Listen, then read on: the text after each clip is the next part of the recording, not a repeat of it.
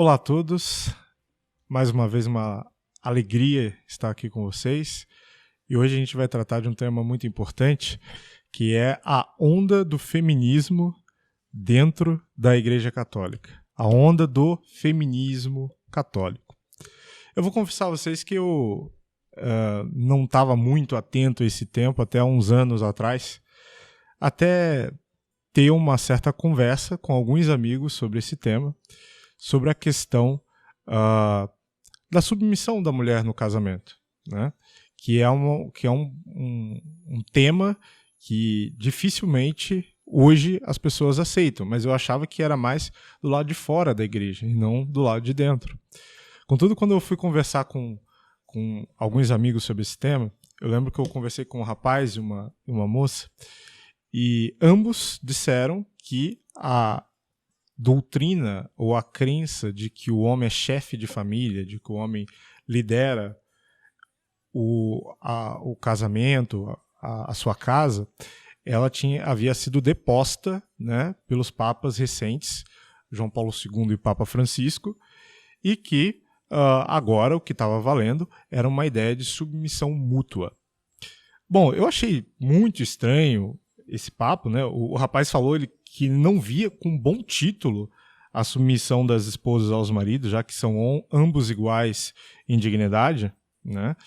E eu tentei por vários modos explicar, pelas escrituras, por exemplos analógicos, né? Argumentos, toda sociedade precisa de um chefe, uma família é uma sociedade, logo precisa de um chefe. Mas daí vinham com ideias de diarquia e não sei o que e tal. Bom, eles disseram que a liderança do marido ela havia sido deposta em razão do que ensinou São João Paulo II na carta encíclica Mulieris Dignitatis e depois pelo Papa Francisco em Amoris Laetitia, né? A razão pela qual a liderança do marido ela deveria ser afastada como doutrina da igreja.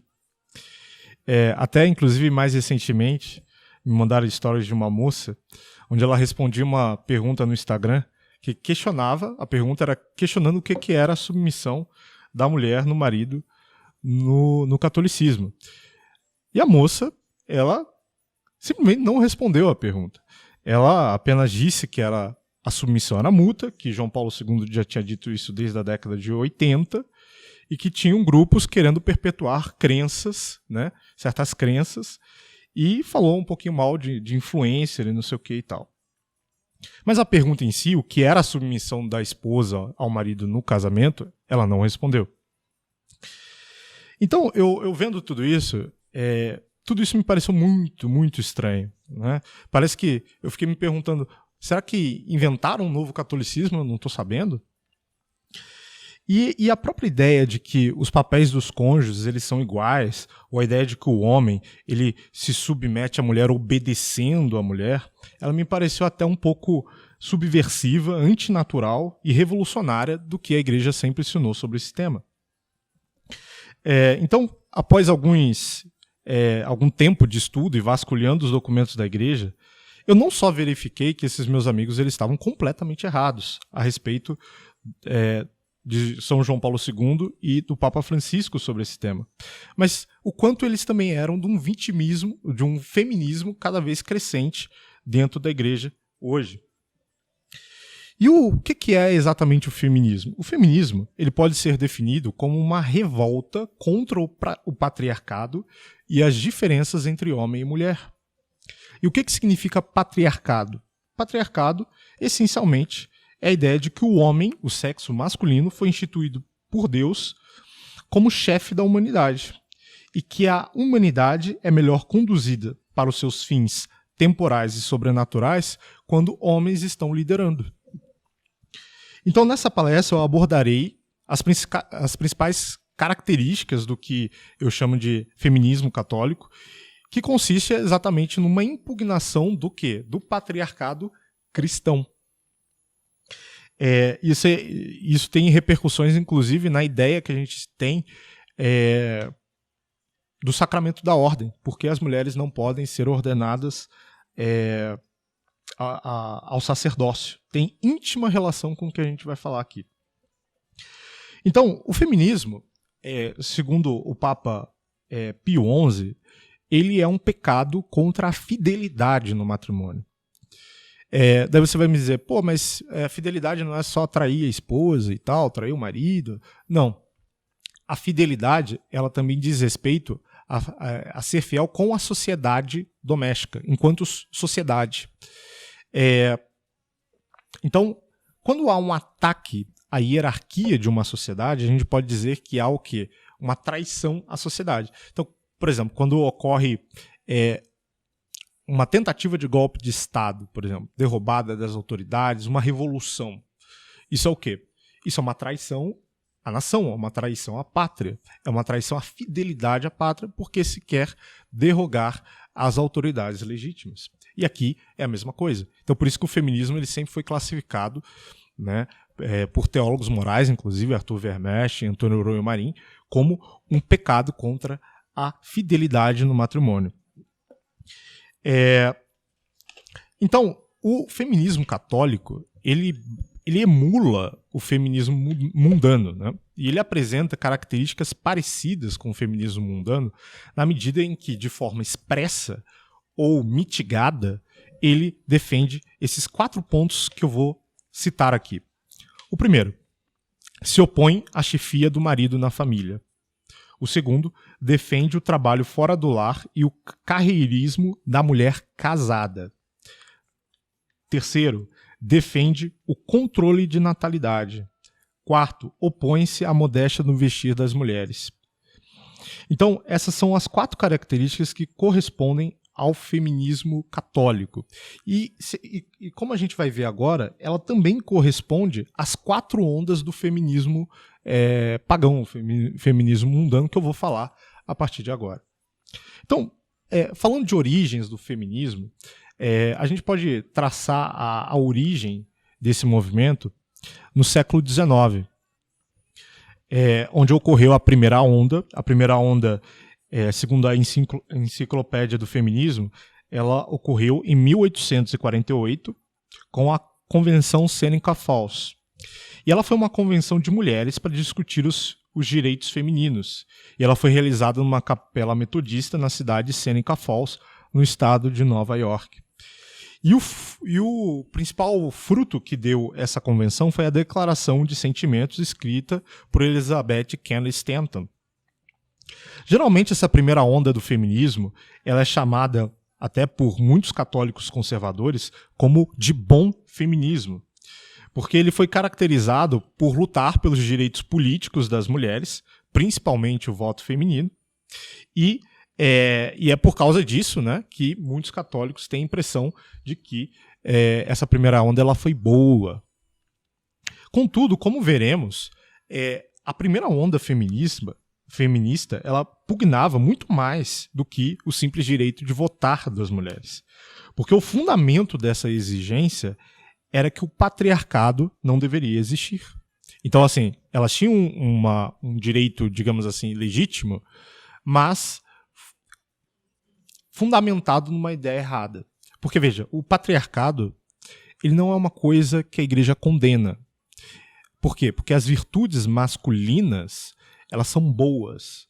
E quando elas são ordenadas, elas fazem um bem enorme para a humanidade e para a igreja. E é por isso que a igreja ela é um patriarcado. Cristo pensou a igreja com o melhor sistema de governo e com os melhores atores, digamos assim, para atuar ali, né? Com as suas tendências naturais para atuar ali.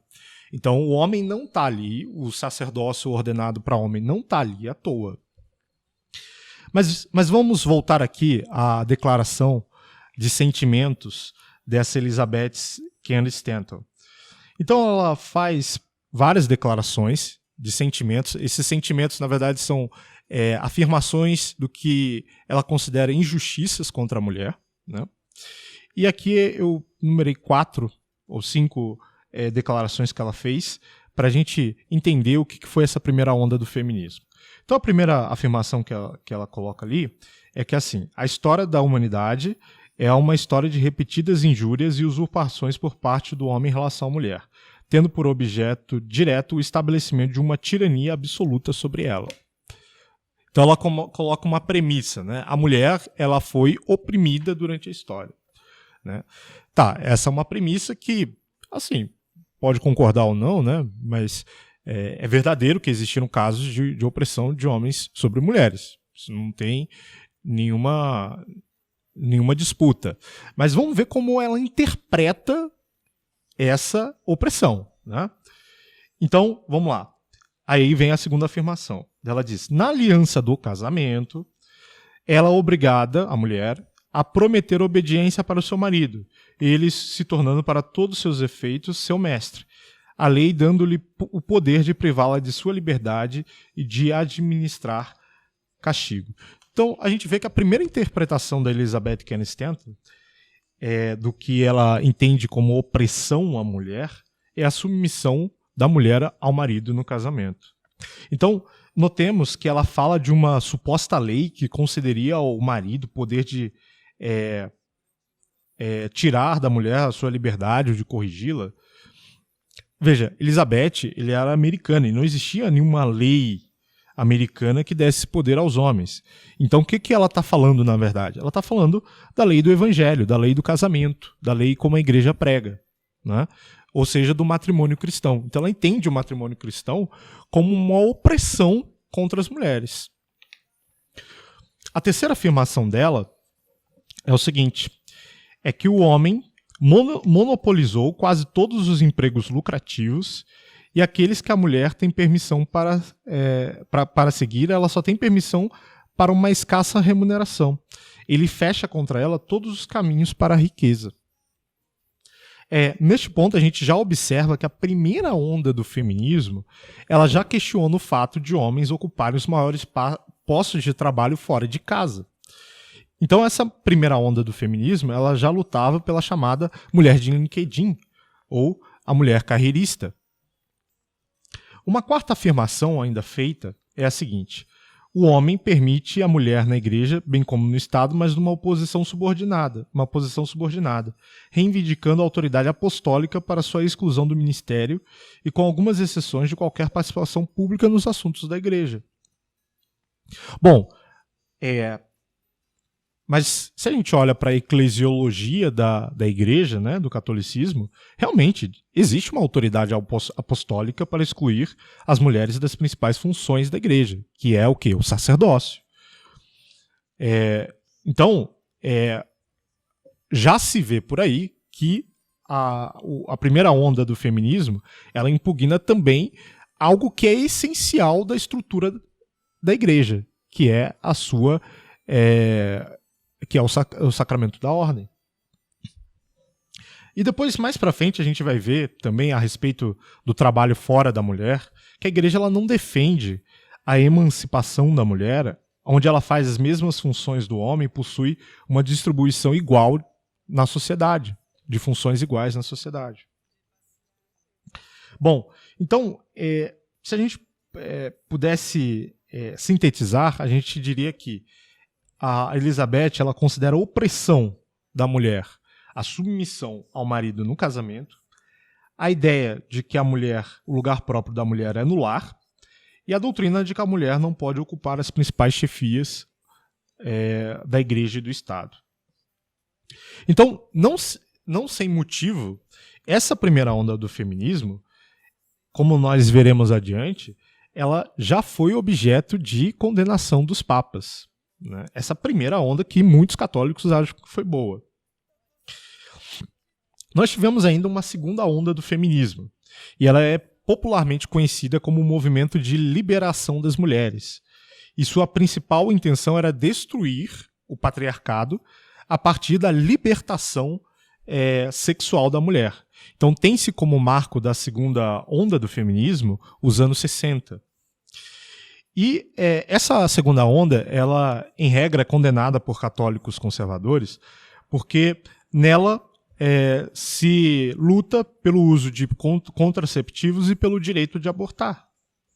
Contudo, a gente deve reconhecer o seguinte, que essa segunda onda do feminismo, ela não se distingue essencialmente da primeira, porque as duas querem destruir o patriarcado, mas apenas de grau, porque na primeira onda as feministas desejavam o fim do patriarcado, porém agora elas encontraram alguns meios. A terceira onda do feminismo, ela ocorreu ali pelos anos 90 e ela se caracterizou pela expressão Riot Girl, que é a garota rebelde, no qual se dizia que a mulher deveria determinar-se a si mesma, libertar-se de padrões, questionou-se padrões de beleza, concurso, né, de beleza, e incorporou ainda questões de opressão de raça, de classe social e de sexo.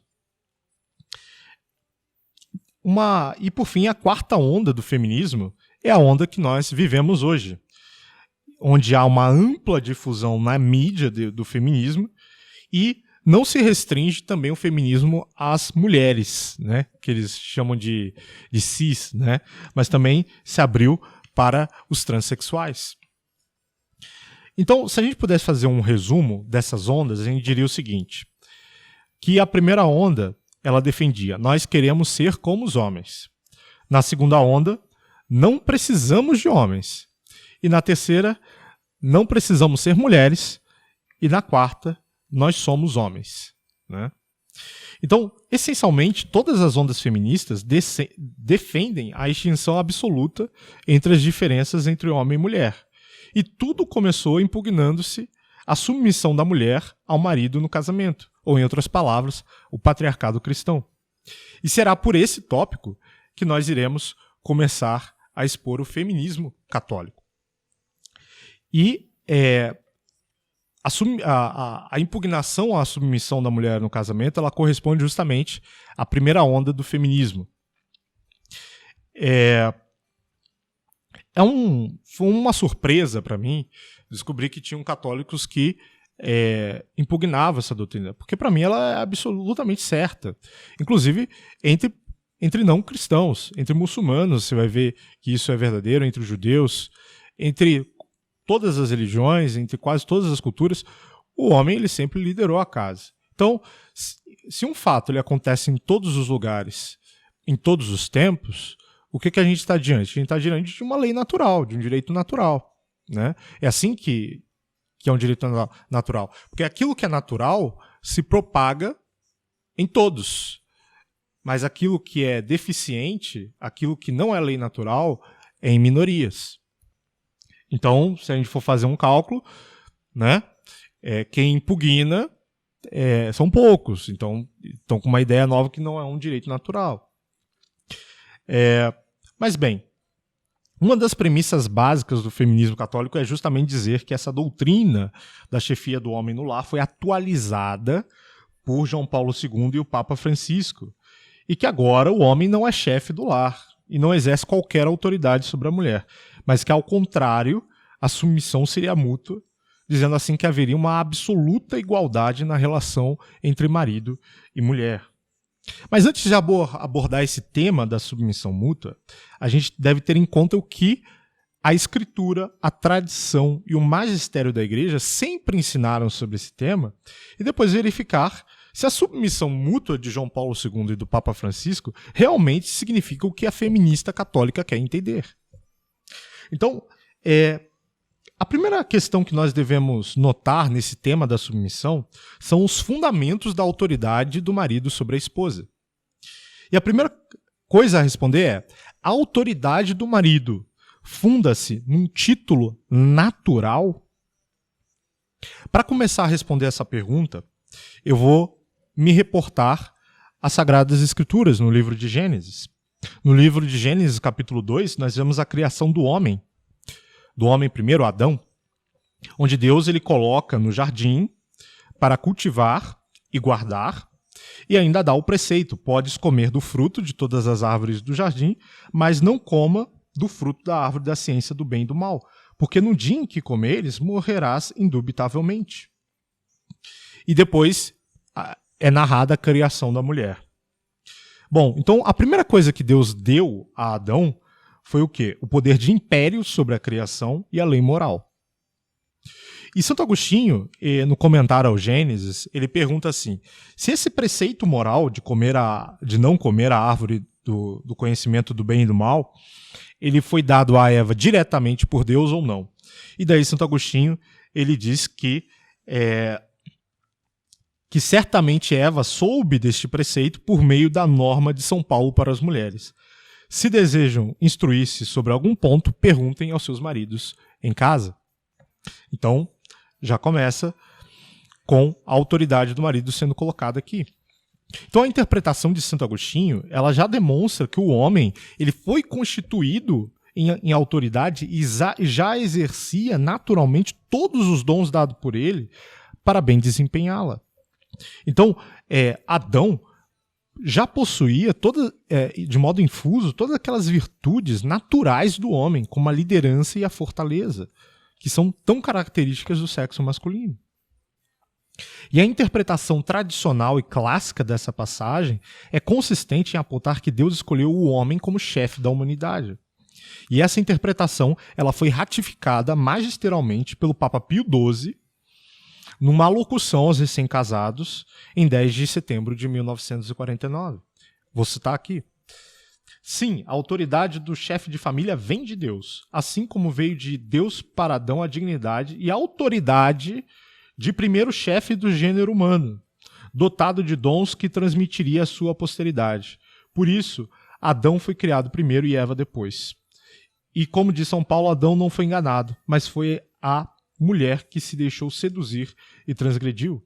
Então ele está dizendo aqui, o Papa Pio XII, que Adão foi criado primeiro justamente para ser autoridade. Tem uma íntima relação entre uma coisa e a outra. O anterior ensina o posterior. É assim com os nossos pais em relação aos filhos. E foi assim em relação a Adão e em relação a Eva. E esse ensinamento ele não poderia causar espécie em nós, já que no mundo natural nós vemos exemplos de liderança. Então, por exemplo, na alcateia de lobos existe lá o macho alfa, né?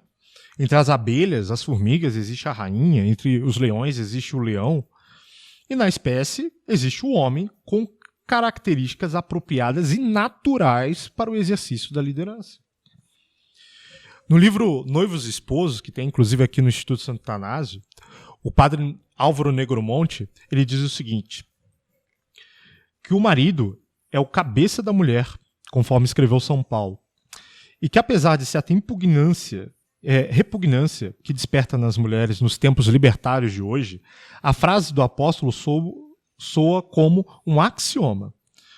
Tudo normal. A natureza indica que o homem foi feito para organizar, dirigir e comandar. A robustez física, a afeição intelectual, a orientação dos sentimentos entregam-lhe o bastão do comando. Mesmo seu papel na obra da procriação deixa desembaraçado para os trabalhos de manutenção e proteção da família. Vem-lhe do mais íntimo seu gosto natural de governo.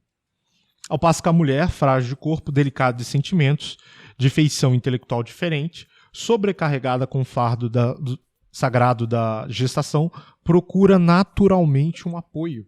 Aceita com alegria a proteção que lhe oferece o braço do marido, confia na força masculina e apela para as soluções da sua inteligência nos momentos mais difíceis, nos quais os sentimentos masculinos melhor se guardam e se orientam. Então, assim, não é um desprezo em relação à mulher reconhecer que o homem é naturalmente pensado para liderar. O homem ele tem uma inteligência mais objetiva, enquanto a mulher tem uma inteligência mais emocional, certo? Mas essa inteligência objetiva é para atingir um propósito, que é o quê? Liderar, governar. Enquanto a inteligência emocional da mulher é para quê? Para ser mãe, para cuidar melhor da prole, né? Então, algumas feministas, elas rebatem esse argumento dizendo que a liderança no lar, ou a chefia no lar, ela deve ser demandada conforme as qualidades de cada cônjuge. Então, por exemplo, se uma mulher tem mais ímpeto de liderança do marido, então ela deve liderar. Mas se for o marido, então ele. Contudo, o padre Álvaro Negromonte, ele diz assim, ele rebate dizendo o seguinte: então valeria esperar que as qualidades individuais de mando designassem o chefe do lar? Não. Não podia Deus estabelecer uma sociedade que se iniciasse sem chefe. e, portanto, sem governo, mas na anarquia. Dar-se-ia, talvez, uma corrida para a disputa do cetro, o que alcatelaria a ordem doméstica. Como definir a superioridade quando os temperamentos mais ou menos se equilibrassem? Não seria também um título muito frágil a superioridade ocasional, mesmo evidente, se entregue a si mesma? A natureza disposta por Deus e a expressa determinação da palavra divina estabeleceram a regra, autorizando as exceções. Então, a sociedade familiar não poderia ser fundada sem um chefe, né? Ela precisa ter um chefe. Esse chefe já foi estabelecido por Deus, né? Que é o marido. E no mesmo sentido, por exemplo, diz Arthur Vermersch, um teólogo moral muito importante no século XX. No seu livro O Matrimônio Cristão, deixa eu ver se eu tenho ele aqui, tenho, que é esse aqui, certo? Ele diz o seguinte: se a natureza não tivesse estabelecido uma ordem hierárquica, a sociedade doméstica começaria pela anarquia, e a autoridade que não tiver fundamento num título natural torna a submissão ainda mais penosa e ingrata. Isso é muito verdade, porque veja, qual é a autoridade que é mais penosa para você? A do seu chefe no trabalho ou do seu pai? Certamente é do seu chefe. Por quê? Porque ela não é uma autoridade natural. Né? O mesmo ocorre aqui. Agora, a gente vai ver um pouquinho o testemunho das Sagradas Escrituras sobre essa questão da chefia do homem e da mulher, da chefia do homem sobre a mulher, né? E vamos ver como ela é abundante. Então, o primeiro exemplo que eu dou aqui é do capítulo 30 de Números, do livro de Números do Antigo Testamento, onde fala dos votos religiosos do homem e da mulher. Nós vemos do versículo 2 em diante que diz assim: quando um homem, independente de ser casado ou solteiro, fizer um voto ao Senhor ou fizer juramento ligando a sua alma com obrigação, não violará a sua palavra, segundo tudo que saiu da sua boca, fará. Então ele está dizendo, o homem, se ele prometeu, ele tem que fazer. Agora vamos ver a mulher. A mulher, ele diz assim, sobre se ela não for casada, se ela fizer um voto, o livro de Números diz assim, se ela fizer um voto que ligar a sua alma, mas o pai dela objetar, o Senhor, ela ficará desobrigada dos votos e o Senhor a perdoará. Isso em relação ao pai. Agora, em relação ao marido. E se ela for casada e for obrigada a alguns votos ou a pronunciação dos seus lábios com que tiver ligado a sua alma, e seu marido o ouvir e se calar com ela no dia que o ouvir, seus votos serão válidos.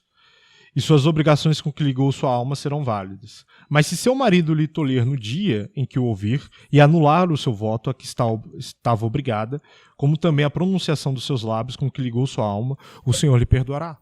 Então, assim, nos votos religiosos, digamos assim, do Antigo Testamento, se uma mulher fizesse, mas o pai objetasse, ou o marido objetasse, ela ficava desobrigada, mas o homem não. E por quê? Por uma razão óbvia. Porque marido e o pai e o marido, eles eram autoridade sobre a mulher.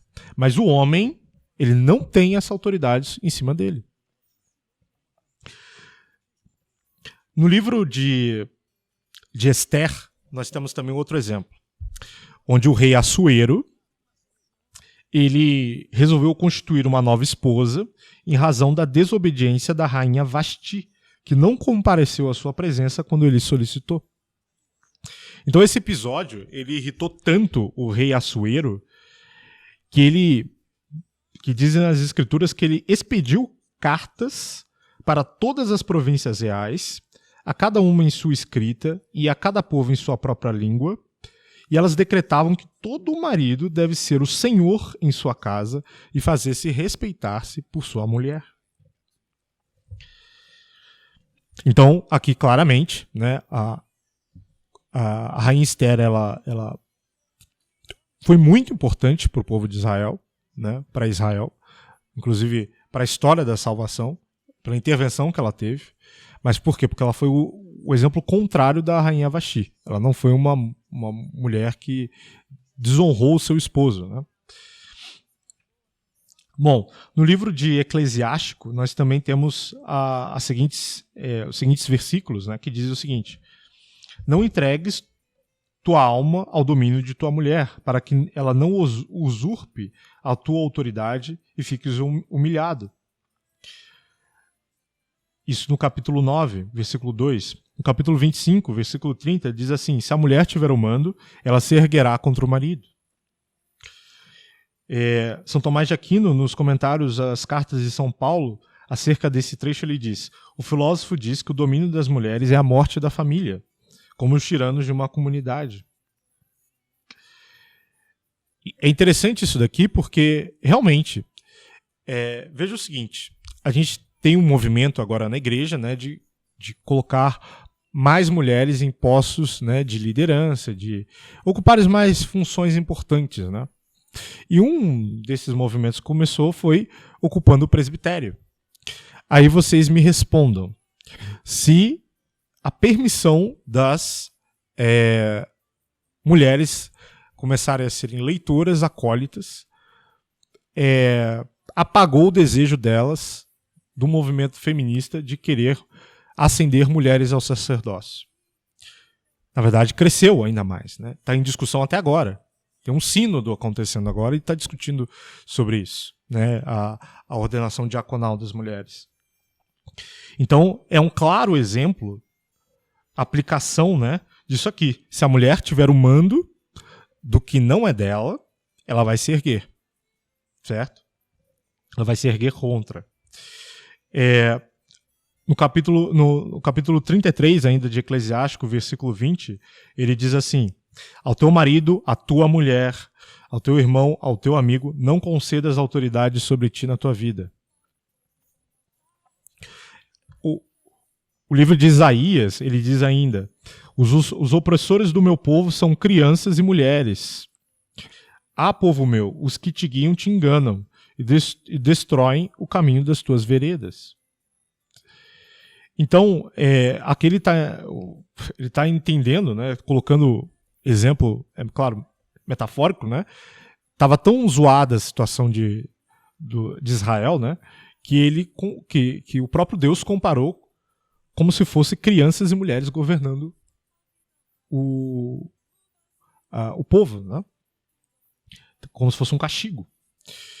Então, pensem, a partir disso que foi exposto, né, do Velho Testamento, na razão da igreja ser um patriarcado de mulheres não serem ordenadas ao sacerdócio. Né? São Tomás, na Suma Teológica, ele diz que a mulher ela não é ordenada ao sacerdócio justamente porque ela não consegue passar o sinal eficaz da liderança e do governo, mas o homem sim. Por quê? Porque o sacramento ele envolve um significado que também é real, que também é real no sacramento. Né? Então, por exemplo, o batismo. O batismo é a água que purifica. E o batismo ele realmente purifica do pecado. Então, a água é um sinal eficaz de purificação. Então, o homem é um sinal eficaz de liderança, mas a mulher não é. E por isso elas não podem ascender ao sacerdócio. Essa é a real razão do porquê mulheres não podem ascender ao sacerdócio. Hoje o pessoal tem medo de dizer isso e tenta explicar por outros meios e tal, e ao fim e ao cabo são insuficientes, né? Porque é essa a razão. Né? No Novo Testamento nós temos diversas passagens sobre a submissão da mulher ao marido, né? Como, por exemplo, 1 Timóteo 2, versículos 11 ao 15. A mulher ouça a instrução em silêncio, com espírito de submissão, não permita a mulher que ensine nem que se arrogue autoridade sobre o homem, mas permaneça em silêncio, pois o primeiro a ser criado foi Adão e depois Eva. Então, é interessante aqui, porque a primeira objeção que as feministas colocam aqui, a mulher não pode ensinar o marido, mas veja, nós temos doutoras da igreja, não sei o que e tal. Muito bem. Primeiro que essa história de doutoras da igreja, ela só surgiu uns 3 anos depois do Concílio Vaticano II. Antes disso não tinha doutoras, só tinha doutores, né? E por quê? Por uma razão óbvia. Doutor vem de autoridade. Isso é mais apropriado ao homem, né, dentro da igreja. Mas se a gente for observar as doutoras que são da igreja, nós vamos ver, por exemplo, Santa Teresinha, Santa Teresa d'Ávila, né? Nós vamos observar que os escritos delas, elas eram escritos privados. Eram cartas para padre, para diretor espiritual, para as irmãs de congregação, etc. Elas não eram escritos públicos para todo mundo, como eram dos doutores da igreja, né? Mas é claro, e o que a igreja fez? A igreja, de certa forma, está prestando uma certa homenagem, dado que esses escritos privados, eles têm um valor espiritual tamanho, e aí é o poder do Espírito Santo. O Espírito Santo, ele pode dar sabedoria às mulheres, porque é um dos dons do Espírito Santo, né? E daí ele não faz distinção de pessoas, vai para homens e mulheres. Mas assim, dever, autoridade, isso cabe mais aos homens, né? No livro na carta a 1 Pedro, né, capítulo 3, também se diz assim: vós também, ó mulheres, sede submissas aos vossos maridos, né? Mas a mais famosa passagem a respeito desse tema do Novo Testamento é de Efésios 5, 22 a 28, no qual diz assim: as mulheres sejam submissas aos seus maridos como ao Senhor, pois o marido é o chefe da mulher, como Cristo é o chefe da igreja, seu corpo, do qual ele é o Salvador. Ora, assim como a mulher é submissa a Cristo, assim também o sejam em tudo as mulheres a seus maridos. Maridos, amai vossas mulheres como Cristo amou a igreja e se entregou por ela, para santificá-la, purificá-la pela água do batismo com a palavra, para apresentá-la a si mesma toda gloriosa, sem mácula, sem ruga, sem qualquer outro defeito semelhante, mas santa e irrepreensível. Assim os maridos devem amar as suas mulheres como a seu próprio corpo. Quem ama a sua mulher, ama-se a si mesmo. Agora que a gente tem a das Escrituras, todas essas passagens das Escrituras, vamos ver como os santos padres e os doutores da igreja interpretaram isso aqui, né? Porque isso também faz parte da tradição. A tradição não é só a palavra dos papas, mas é também as Escrituras e o que sempre se interpretou a partir dos santos doutores. Então o Santo Agostinho, ele diz assim, no livro do Matrimônio e da Concupiscência, ele diz assim: nem se pode duvidar que é mais consoante com a natureza que os homens devam governar as mulheres do que as mulheres os homens. São João Crisóstomo, ele diz também, numa homilia sobre o matrimônio, a esposa é uma segunda autoridade. Ela não deve exigir igualdade, pois está sujeita à cabeça. Nem deve o marido menosprezar sua sujeição, pois ela é o corpo. Onde há autoridade igual, nunca há paz. Uma família não pode ser uma democracia governada por todos, mas a autoridade deve necessariamente repousar em uma pessoa. O mesmo se aplica à igreja. E é muito interessante ele dizer isso, porque hoje em dia se fala muito em igreja doméstica, mas se omite a eclesiologia mais tradicional de uma igreja doméstica, onde o marido, ele simboliza Cristo, e a mulher é a igreja, e os filhos os fiéis. São Tomás de Aquino, ele também falou sobre isso, sobre esse tema. Ele diz assim, na Suma Teológica, na primeira parte, na questão 92, artigo 3, ele diz assim: respondo que era certo que a mulher fosse feita de uma costela de homem, primeiro para significar a união social do homem e da mulher, pois a mulher não deveria exercer autoridade sobre o homem. Olha só. E, portanto, não foi feita da cabeça dele. Nem era certo que ela estivesse sujeita ao desprezo do homem, como sua escrava, e por isso ela não foi feita dos pés. Então tem uma razão de Deus ter tirado da costela do homem e não da cabeça ou do pé. Ele também diz: a boa ordem estaria faltando na família humana se alguns não fossem governados por outros mais sábios do que eles. Assim, por tal tipo de sujeição, a mulher está naturalmente sujeita ao homem, porque no homem predomina o arbítrio da razão. Veja, aqui ele está falando exatamente aquilo do que eu falei alguns minutos atrás, que o homem tem uma inteligência mais objetiva, enquanto a mulher tem uma inteligência mais emocional, né? E por causa disso, a inteligência objetiva ela está mais ordenada à liderança do que a inteligência emocional, né? E é por essa razão que Eva foi tentada primeiro, né? Assim, Eva, teve o caso também de Jó, né? Jó teve a mulher dizendo, quando Jó estava passando aquela provação que Deus estava fazendo com ele, a mulher de Jó mandou ele amaldiçoar Deus, né? E morrer, né? E vários padres da igreja, né, santos padres, comentam que foi uma coisa análoga à primeira tentação, né? Então, o Satanás, né, o diabo, ele se utilizou da estratégia de começar pela mulher primeiro, justamente porque a inteligência dela é menos objetiva que a do homem. Então, veja assim, hoje em dia é muito duro falar isso, porque a gente vive numa época que tudo tem que ser igual, tudo, de politicamente correto, mas no mundo espiritual não tem isso. No mundo espiritual, o diabo, né, é uma entidade angélica, ele tem as coisas objetivamente na frente dele. Ele vai usar a estratégia que for objetiva, ele não está nem aí para politicamente correto, né? Mas voltemos aqui aos santos doutores, né? Então, São Roberto Bellarmino, por exemplo, ele diz assim, que o mesmo apóstolo, São Paulo, ensina posteriormente as mulheres a serem submissas aos seus maridos, assim como a igreja é submissa a Cristo. Jezabel, uma rainha que tentou perseguir o profeta Elias, não observou esse preceito, e por querer controlar o seu marido, ela se perdeu e perdeu a ele, assim como todos os seus filhos. Depois vocês confiram qual foi o fim de Jezabel e seus maridos nas Escrituras, né? São Roberto Bellarmino fala isso no livro A Arte de Bem Morrer. Santo Afonso de Ligório, ele diz também assim na sua Teologia Moral: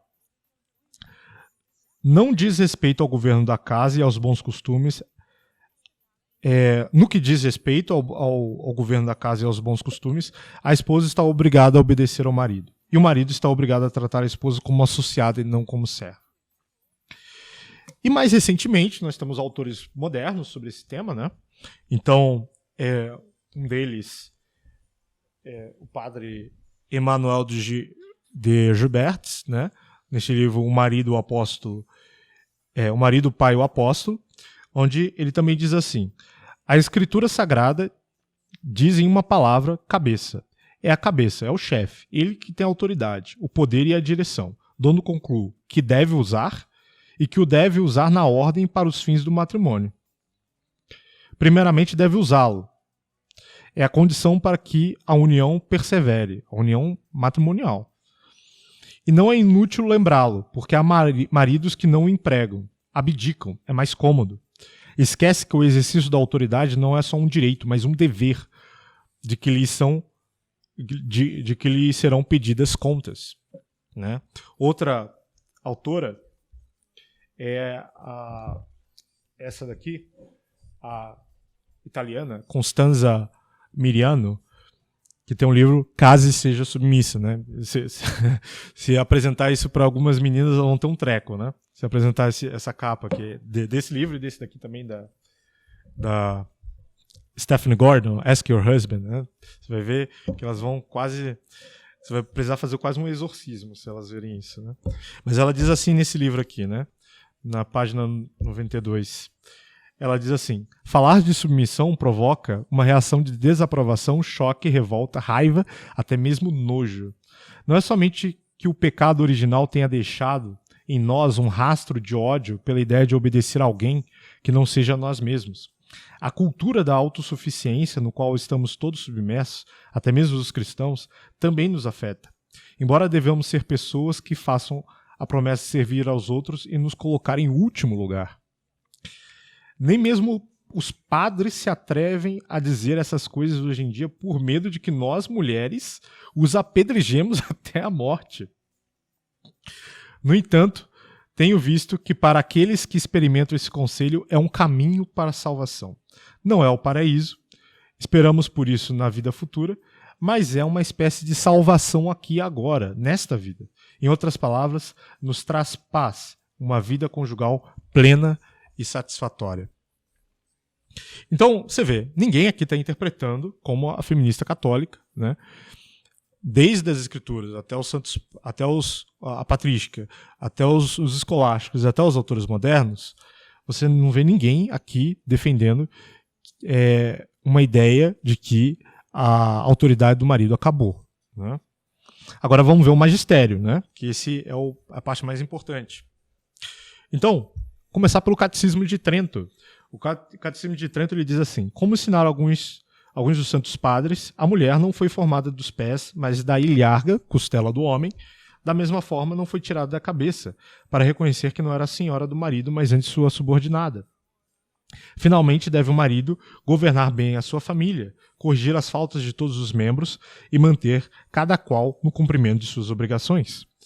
As obrigações da mulher são aquelas que o príncipe dos apóstolos enumerou na seguinte passagem: sejam as mulheres submissas aos seus maridos, e outro dever principal para elas seja também educar os filhos na religião e cuidar zelosamente das obrigações domésticas. Então, o Catecismo de Trento ele reafirma o entendimento tradicional de que as mulheres devem obedecer os seus maridos. A palavra realmente é obediência, né? E as mulheres elas têm o papel de também educar os filhos na religião. Mais para frente, né, vamos para Leão XIII, na Arcano Divini Sapientiae. Ele diz assim: os deveres de ambos os cônjuges foram plenamente definidos e os seus direitos perfeitamente estabelecidos. Isso daqui já corta o entendimento da feminista católica, que quer extirpar a ideia de liderança do marido com base numa atualização magisterial, porque aqui ele já está dizendo os deveres já foram plenamente definidos e os direitos perfeitamente estabelecidos. E aí ele continua: ou seja, é necessário que estabeleçam sempre dispostos de tal forma que entendam que devam um ao outro o maior amor, a fidelidade constante e a ajuda solícita e contínua. O marido é o chefe da família e chefe da mulher, que, porém, sendo carne de sua carne, ossos de seus ossos, deve submeter-se e obedecer ao marido, não como escrava, mas como companheira. Isto é, a obediência prestada não falte honestidade nem dignidade. Tanto em quem manda como quem obedece, sendo ambos uma de Cristo e outra da Igreja, seja a caridade o constante regulador do dever, visto que o marido é o cabeça da esposa, assim como Cristo é o cabeça da Igreja. Então tá até de chorar de tanta clareza, né, que traz esse ensinamento, né? Pio XI, na Cassi Connubii, que talvez seja a maior encíclica sobre a família, o maior documento até hoje sobre o matrimônio. Depois disso a gente não teve encíclicas, né, sobre matrimônio, só exortações apostólicas. Ele diz assim que a sociedade doméstica ela deve florescer na ordem do amor, como chama Santo Agostinho. E essa ordem, diz o Papa, inclui a primazia do marido em relação à esposa e aos filhos, e a pronta sujeição da esposa e sua obediência voluntária, que o apóstolo recomenda com as palavras: as mulheres sejam submissas aos seus maridos como ao Senhor, porque o marido é o cabeça da mulher e Cristo é o cabeça da igreja. Você vê, esse versículo vai ser exaustivamente usado no magistério, até cansar um pouco, né? E daí ele diz, né, que essa sujeição ela não nega a liberdade que pertence plenamente à mulher, né? Nem a coloca, diz o Papa, como se fosse no mesmo nível das pessoas que por lei são chamadas menores. Ou seja, a obediência da mulher, a sujeição da mulher ao marido, não a coloca entre as minorias. E aqui eu lembro daquele meu amigo que falou que não via com bom título, né, a sujeição da mulher ao marido, porque ambos são iguais em dignidade. Mas veja, o Papa está dizendo que essa sujeição ela não coloca a mulher num direito menor. Ela não rebaixa a dignidade da mulher, né? E ainda ele conclui, né, que ele diz assim: o grau e o modo dessa sujeição pode variar segundo os tempos e lugares, né? E até, se for o caso, a mulher pode dirigir a família, suprir a direção da família, se o homem menosprezar esse dever. Mas ele diz assim, em nenhum tempo e em nenhum lugar é lícito subverter ou prejudicar a estrutura essencial da própria família. E sua lei firmemente estabelecida por Deus. Então observe que Pio XI ele já antecipa uma objeção das feministas católicas de que a mudança nos tempos e não sei o que poderia, né, mudar essa relação entre homem e mulher, né, da autoridade do marido sobre a esposa. Uma vez eu ouvi de uma pessoa dizendo que a igreja determinava isso porque antes as mulheres eram sujeitas economicamente. Só que hoje não são mais, então não precisa. Mas veja, ainda que a mulher ela tenha uma situação idêntica ou maior até do homem, essa lei não muda. É isso que ele está dizendo aqui. Né? E depois a gente vai ver se essa emancipação econômica da mulher em relação ao homem é totalmente boa. Né? Então, agora, Pio XII, em 10 de setembro de 1941, ele diz assim: toda família é uma sociedade, toda sociedade bem ordenada exige um chefe, todo chefe e todo poder de comandar vem de Deus. Por isso a família que fundaste também tem um chefe, a quem Deus conferiu toda a autoridade sobre aquela que se doou a ele como companheira, e sobre as crianças que com a bênção de Deus virão aumentar e alegrar a família. Aí ele diz ainda: ó esposas e mães cristãs, não cedais nunca à tentação de usurpar o cetro familiar.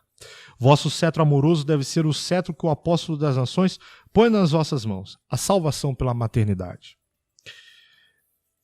Por fim, o conceito cristão de matrimônio que São Paulo ensinava em seus discípulos de Éfeso e Corinto é claríssimo. As mulheres sejam submissas aos seus maridos como ao Senhor, pois o marido é chefe da mulher, como Cristo é chefe da igreja. Não provém essa doutrina e esse ensinamento de Cristo? Daí ele vai mais fundo. Vós, maridos, fostes investidos de autoridade. Cada um de vós é chefe do lar com todos os deveres e as responsabilidades que esse título representa. Não hesiteis, portanto, em exercer a autoridade, não renegueis os deveres e não fujais das responsabilidades. Quanto a vós, esposas, levantai vossos ânimos. Não vos contenteis em aceitar e mal suportar essa autoridade do marido, a quem Deus a submeteu pelas disposições da natureza, natureza e da graça. Então tem um fundamento natural, né, e também do sacramento. Em vossa submissão sincera, deveis amar essa autoridade. Amá-la com todo o amor respeitoso que tendes pela autoridade de nosso Senhor, de quem provém todo o poder de comandar. Então, assim, tá claríssimo, né? Esses dias eu vi, né, no Instagram uma pessoa dizendo assim que essa doutrina do chefe, do homem como chefe de família, era uma doutrina tosca, uma doutrina ultrapassada, usou até um outro termo, acho que era fétido, alguma coisa assim. Isso me entristeceu muito porque a gente percebe o efeito nefasto que o feminismo tem feito na cabeça até de boas meninas, né? de meninas que são católicas. Né? Mas como a gente viu de todo o exposto, essa doutrina ela não é tosca, ela não é ultrapassada, ela não é nada. Ela não é nada disso. Mas ela veio de Jesus Cristo e, portanto, ela é lâmpada para os nossos olhos, luz para os nossos caminhos e ordenada essencialmente à nossa salvação. Então, ao invés de pensarmos que ela é uma doutrina ultrapassada, tosca, superada, a gente deve dizer como um salmista: ó, quão doces são tuas palavras ao meu paladar, mais doces do que o mel à minha boca. Pelos teus mandamentos alcancei entendimento, pelo que aborreço todo falso caminho. Então, se a gente fosse resumir toda a doutrina da igreja a respeito desse tema, eu colocaria na seguinte forma: que a relação entre marido e mulher é ao mesmo tempo recíproca, mas é também assimétrica. É recíproca no amor e na ajuda mútua, mas é assimétrica nos deveres. Por isso São Paulo compara a relação do marido e da mulher com a de Cristo com a igreja. Porque Cristo Porque, como Cristo, o homem tem um dever de liderar e sustentar a esposa. E a mulher, como a igreja, tem um dever de obedecer ao marido e educar os filhos na religião. A única coisa que não cabe nessa comparação de Cristo com o marido é que Cristo é Deus. Mas é só isso, né? O resto é igual. Então os moralistas, eles chegaram a fazer uma divisão entre os deveres dos esposos. Tem os deveres que são chamados de comuns e tem os deveres que são chamados de especiais. Quais são os deveres especiais e comuns? Bom, os comuns é o amor mútuo, a coabitação e a ajuda mútua. Ok? Deveres especiais. Do marido, liderar a casa e sustentar a família. Da mulher, obedecer ao marido e educar os filhos na fé cristã. Então, autores como, por exemplo, Santo Afonso de Ligório e Antônio Loureiro Marim, eles dizem, inclusive, ser pecado mortal a esposa desprezar seu marido e buscar a chefia da casa, a chefia da família. Né? Santo Afonso de Ligório diz assim: a esposa peca gravemente, se desprezando o marido, vindicar para si a chefia da família. Então, veja, as feministas católicas, quando impugnam a autoridade do marido, elas estão pecando mortalmente. É uma coisa muito séria, né? E, assim, infelizmente, este ensinamento da submissão das mulheres aos seus maridos, ela vem sendo negligenciada nos livros de matrimônio. Esses dias eu estava lendo, inclusive, um livro de um autor assim que, assim, eu gosto muito dele. Acredito que, inclusive, ele vai ser canonizado. Se ele for, eu serei o primeiro a venerá-lo, né? Isso aqui. Ele é um livro bom, né? O conteúdo dele é muito bom. Mas, assim, ele tem uma omissão que tem sido comum nos livros de matrimônio hoje em dia. Eles não falam dessa doutrina. Eles pulam. Eles falam muito sobre amor mútuo e tal, doação total, não sei o quê. Mas eles não falam de uma doutrina que é importantíssima. A hierarquia da sociedade doméstica. Como é que você vai falar de uma sociedade sem falar da hierarquia? E assim, é inexplicável que nos livros atuais não tenha essa doutrina sendo exposta, porque toda a tradição, todo o magistério da igreja fala disso. Né? E ainda mais, se os livros... fica ainda mais complicado quando esses livros tentam esgotar o tema do matrimônio e simplesmente passam ao largo desse tema. Né? Então, por exemplo, nós temos autores que eles até falam desse assunto. Então, por exemplo, um livro do Christopher West, né, chamado Boas Novas sobre Sexo e Casamento. Né? Eu não gosto muito desse título desse livro, inclusive esses autores de teologia do corpo, muitas vezes eles passam da medida, né, no pudor ali das capas de livros deles, sempre uma coisa meio, né, despudorada. Né? Mas ele aborda o tema da submissão. Ele diz assim, né, o que significa para uma esposa submeter-se ao marido? Daí ele responde: significa deixar seu marido servir você. Coloque-se sob a missão dele de amar você como Cristo amou a igreja.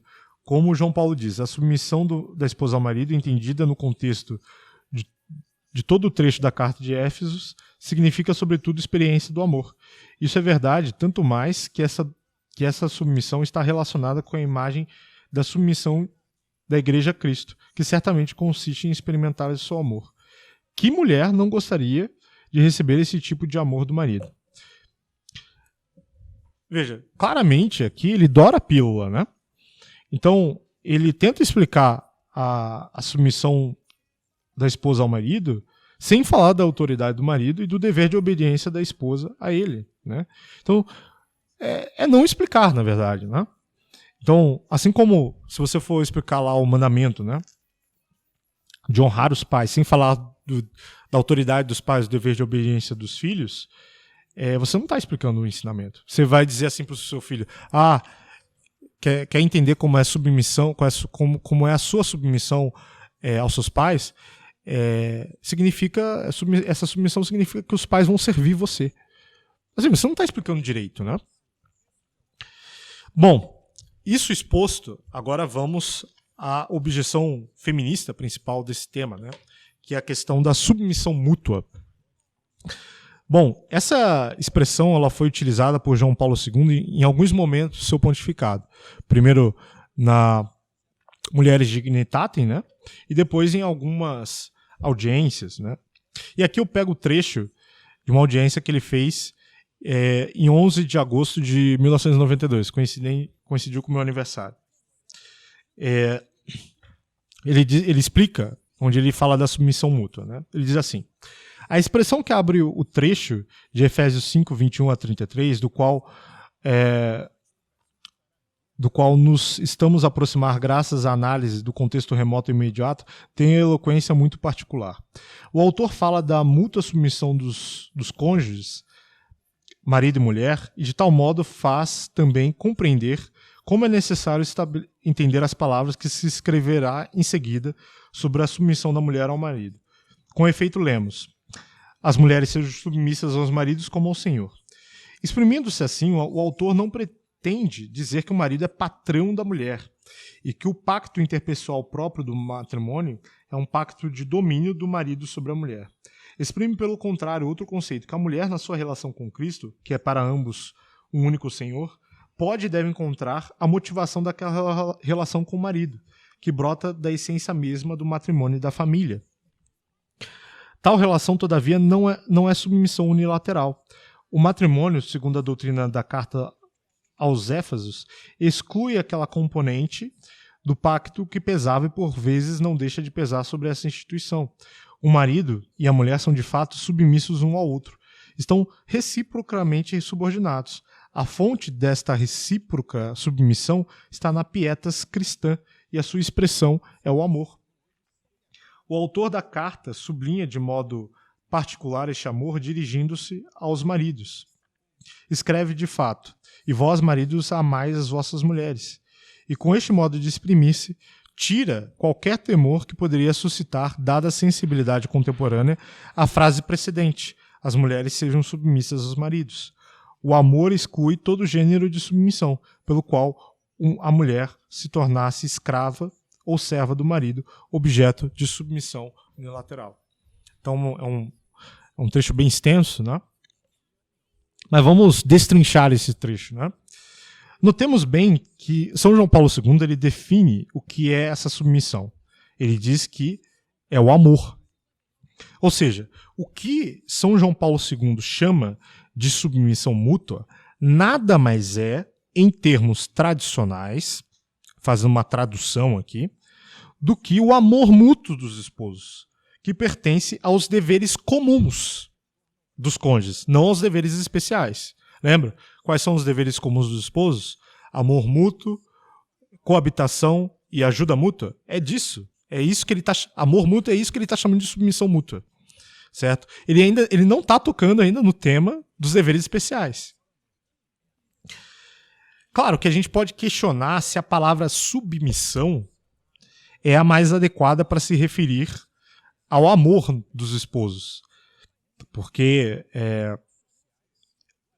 você amar alguém não significa que você está submetendo, né, tendo uma relação de autoridade. Submissão sempre se relaciona com uma questão de autoridade, né?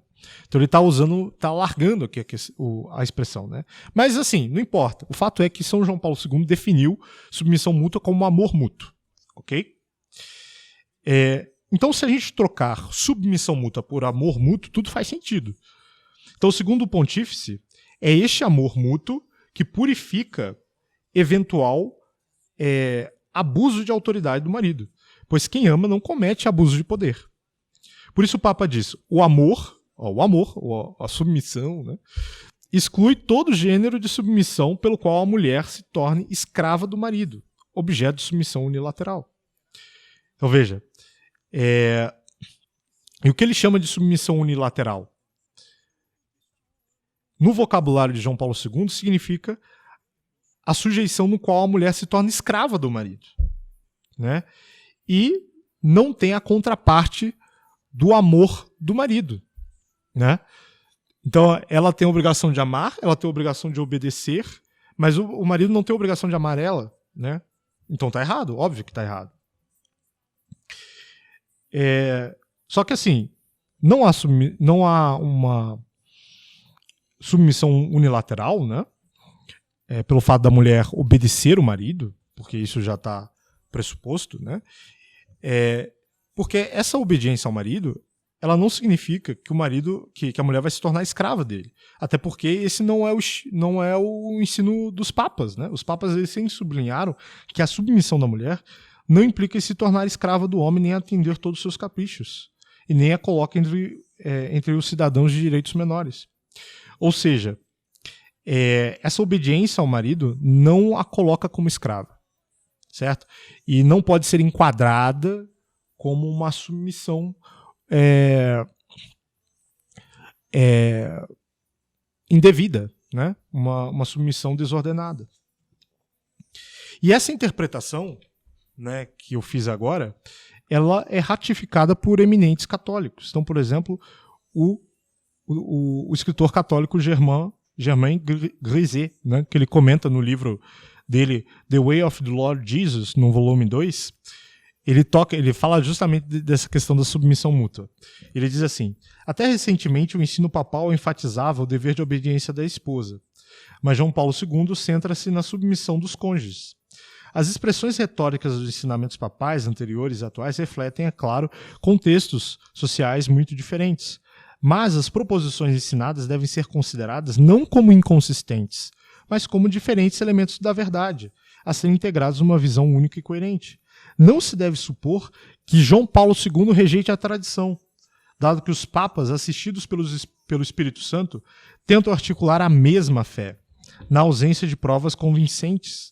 Não se deve pensar vou reformular. Na ausência de provas convincentes, não se deve pensar que os novos ensinamentos contradizem os antigos.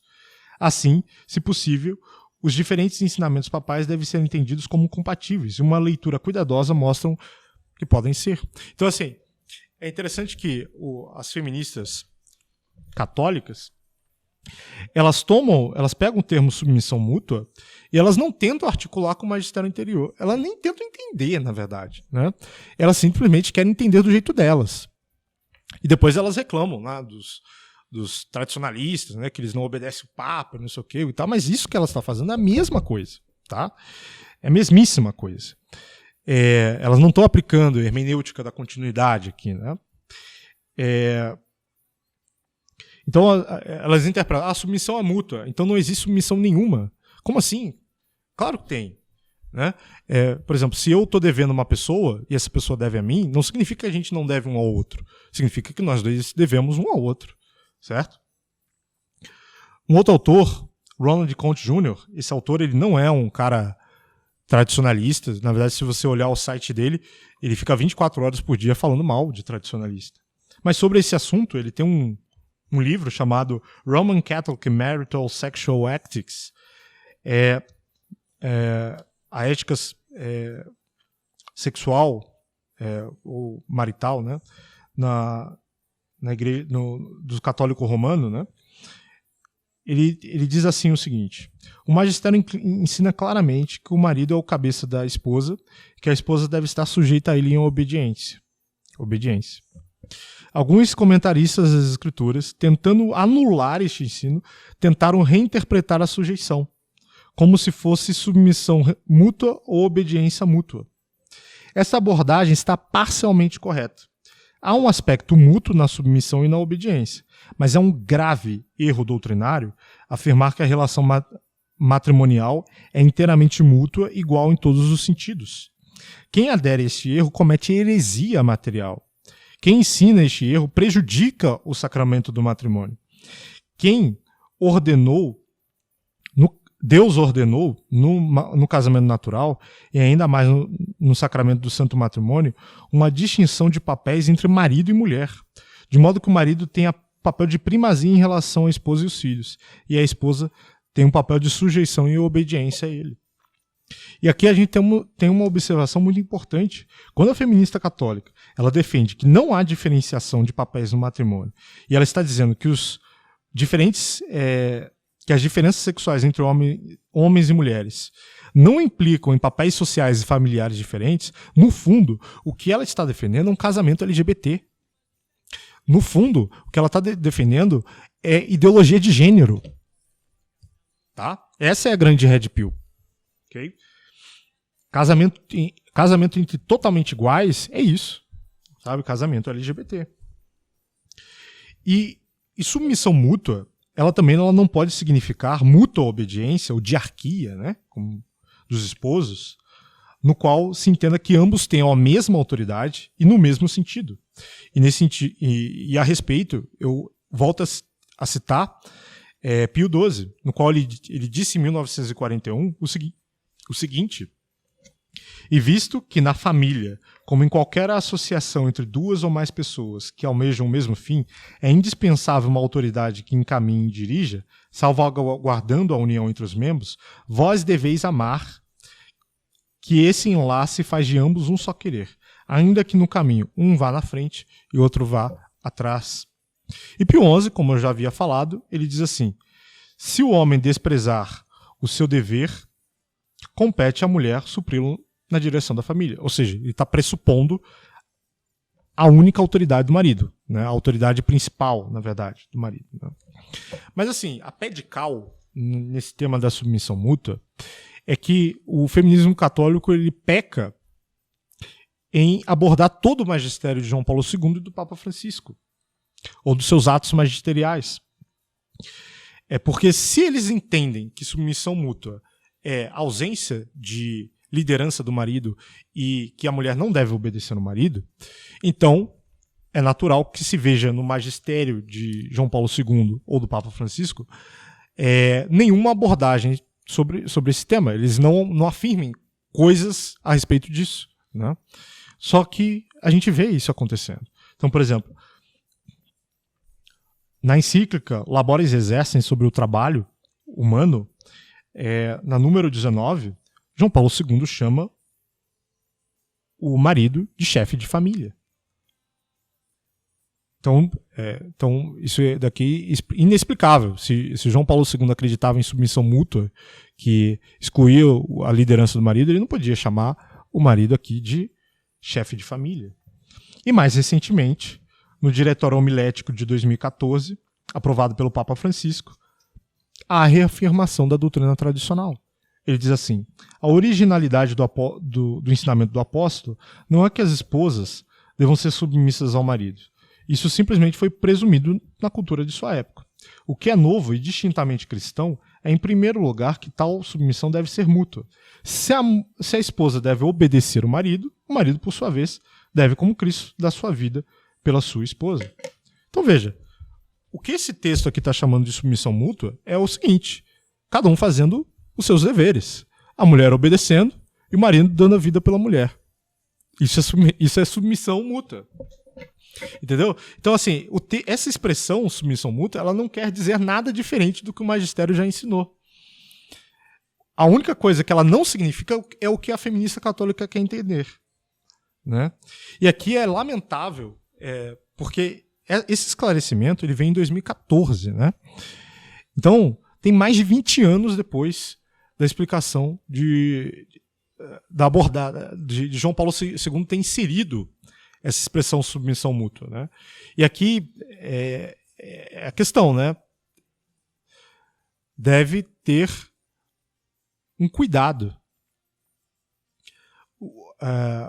com o que se utiliza, as expressões que se utilizam no magistério. Né? Porque, veja, quantas meninas destruíram suas famílias baseados numa ideia errada de submissão mútua. Né? Então, espero que tenha ficado claro a respeito desse tema da submissão. Agora a gente vai tratar sobre o trabalho feminino.